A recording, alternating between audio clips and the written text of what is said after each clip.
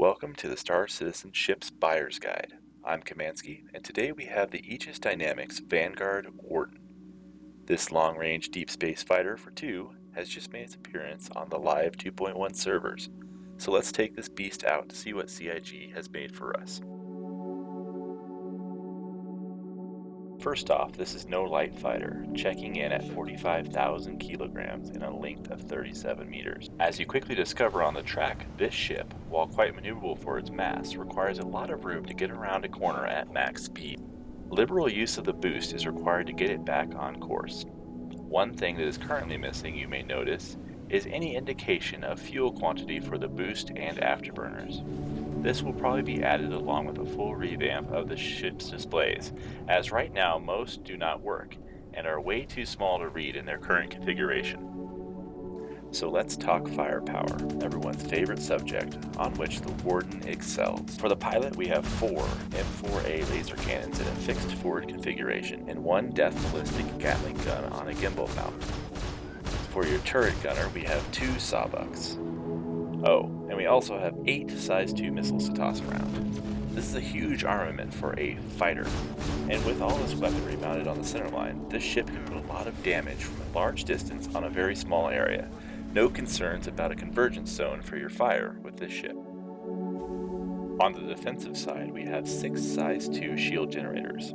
This is especially handy with the rather large cross-section this ship provides as a target. As countermeasures, we have a large capacity of both flares and shaft. The Vanguard's original concept was what we now know as the Warden, a deep space patrol fighter.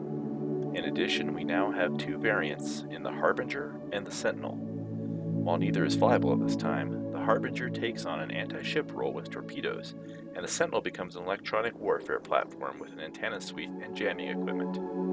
The Warden, however, retains its pure fighter role. Internally, all the Vanguards have a small looping area which doubles as an escape pod for both crew members.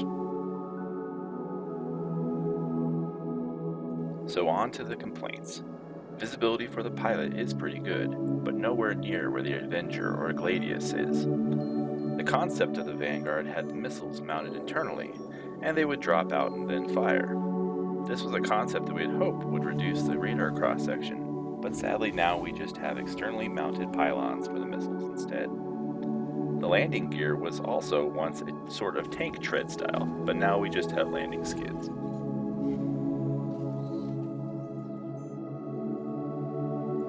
So should you buy this ship? This comes down to 2 questions.